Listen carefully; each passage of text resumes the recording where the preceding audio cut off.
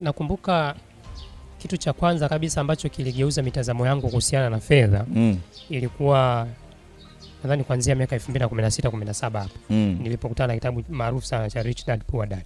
Okay. Cha Robert Kiyosaki. Niliposoma kile kitabu, kwenye kile kitabu alikuwa anaongelea kuhusiana na baba wawili. Kwamba Robert wakati anakuwa alikuwa na baba wawili. Baba tajiri na baba maskini. Unaona? Sasa baba tajiri alikuwa hajasoma. Yaani hana shule. Lakini baba maskini alikuwa ana PhD. Ana tena degree nyingi. Yaani hiyo PhD alikuwa na degree nyingine nyingi. Lakini huyu ndo maskini na huyu mwingine ni tajiri. Na baba maskini alikuwa na mitazamo mibovu sana kuhusiana na fedha.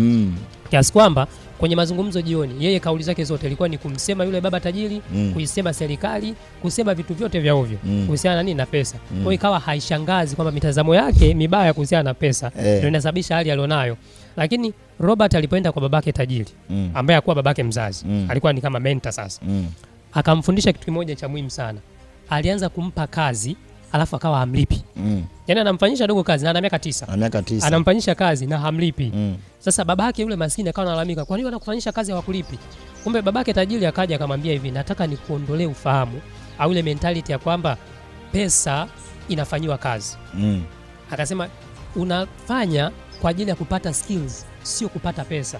Kwa sababu ukifanya ukiwa unategemea mshahara, itaanza kukutengenezea mazingira kichwani ya utumwa, kwamba uje ufanye ili tu upate hela. Kwa akawa anamfanyisha kazi dogo na amlipi. Mpaka baadaye alipoona dogo sasa anafanya kazi akiwa na moyo mweupe, kwamba anafanya ili ajifunze. Hapo sasa ndo akaanza kumlipa.